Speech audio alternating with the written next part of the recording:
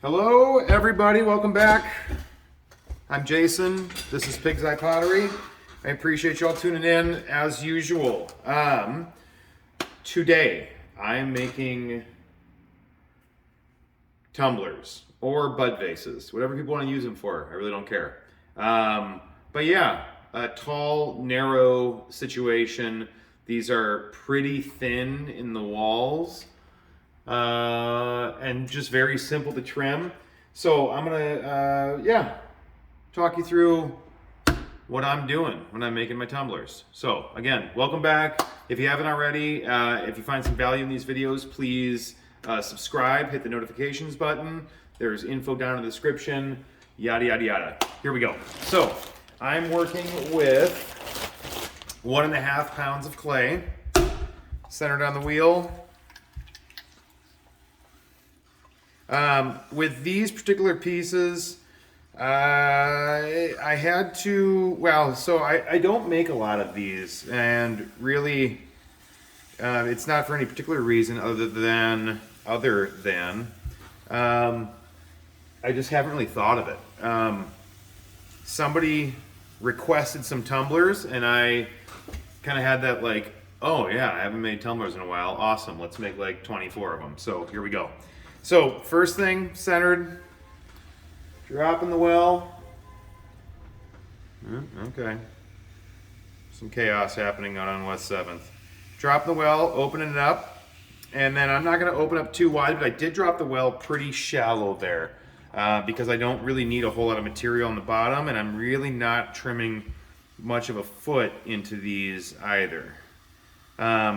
I am, however, going to use my fingertips with the sponge and really compress the clay down on the bottom because it's going to be pretty thin. I want that clay to be pretty well compressed and strong, okay? On this first pull, I'm going to use the sponge on the outside to spread out pressure, and I'm not going to do anything crazy. I'm just going to move a fair amount of material up. I want this form to stay narrow, and so I'm primarily pushing with my outside hand when I'm doing the pull. My inside hand is more or less functioning like a backstop. And then, of course, with these forms, especially if people use them as tumblers or like some weird narrow Pilsner kind of thing, they're going to be used a lot, and since the walls are going to be really thin, I'm going to really compress the clay. So again, just resting the weight of my hand on the rim a little bit and compressing it. Okay, on these next couple pulls, I'm ditching the sponge. I want all the information and feedback that I can possibly get in my fingertips since I'm going so thin on these. And so I'm going to grab this clay from the outside, and inside hand is pushing in pretty significantly. I am trying to not compress the clay on the lower third of the pot, like as thin as it's going to be. But I am, so I would say the thickness from the lower third to the next 2/3 tapers a bit. And the reason for that is I do not want to thin this clay out down below before I thin the clay out up top, because if I go to thin the clay up top and it's too thin down there, you'll start getting that wonderful little torque and twist that happens. I'm going to save that for this last pull. Hopefully this will be the last pull. So now, totally wet. Everything's really wet because my hand is going in here and it's going to stretch the clay out. And then I'm really slowing the wheel down. And in order to not leave a ton of clay down on the bottom here, what my inside hand is doing is I'm actually getting down to the bottom and I'm concentrating on going straight across, like connecting and really like getting that wall as thin as I can down toward the bottom here, and then going up crazy slow. So, got a little dry, add a little water.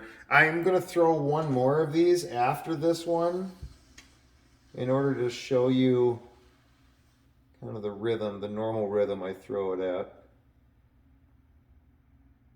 But just moving mind-numbingly slow.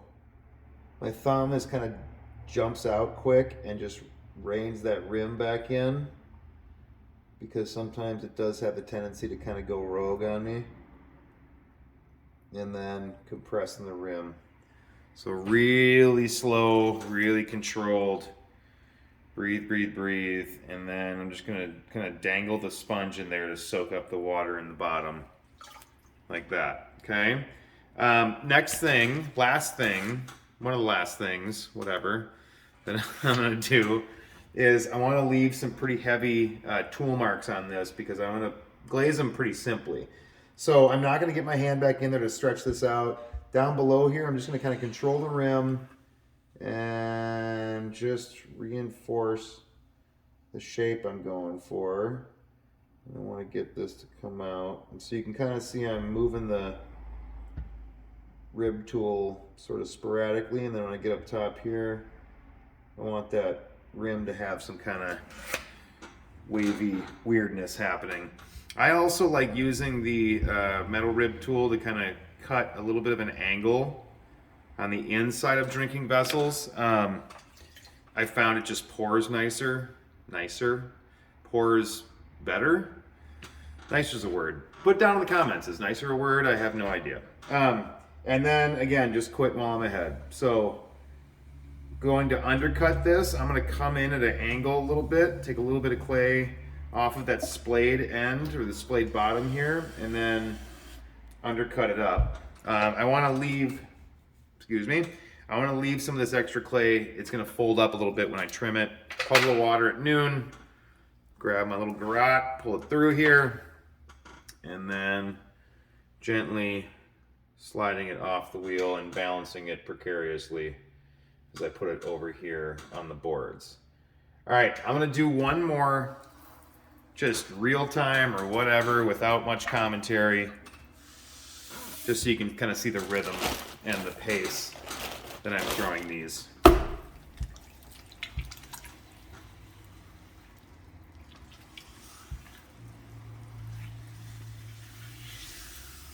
Again, I'm terrible at wedging, so you can probably hear some pops happening. That's wonderful little air bubbles that I probably wedged into the clay. So I'm going to cone that stuff out. Drop the well, going down shallow, opening it up.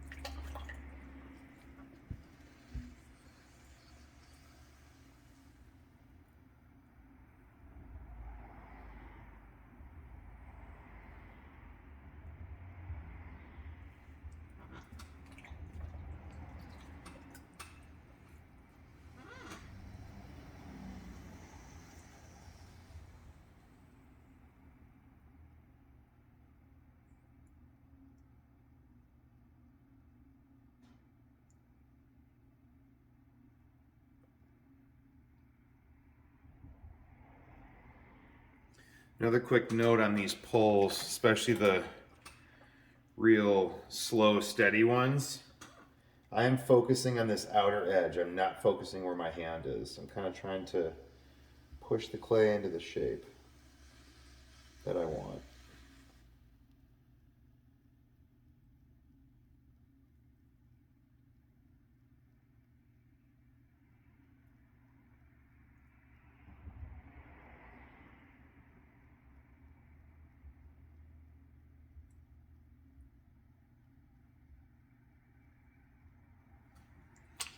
All right, sweet. So far, so good. I know I say, if any of you out there have watched the basics series, I tell you to don't forget to breathe, or I tell you to breathe, basically.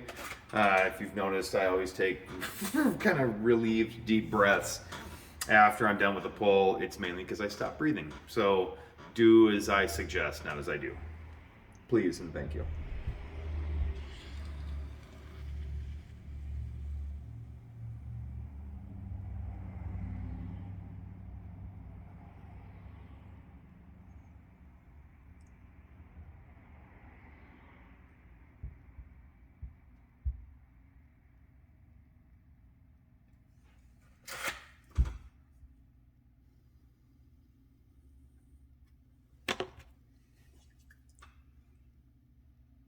the sponge, soften the rim, cut in a little bit,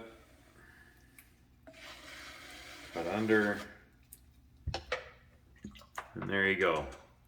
Tumblers for days. I appreciate you all checking these out. Seriously. Ooh, easy, bud. Let me know down in the comments what else you want to see. Let me know, excuse me. Let me know what you dug about this. If I, recommend or suggest anything that helps your own throwing practice, and then per usual, I sincerely appreciate it. Thank you very much. Be excellent to each other. Let's a little shout out to Bill and Ted, right? I appreciate you. Thank you. Peace.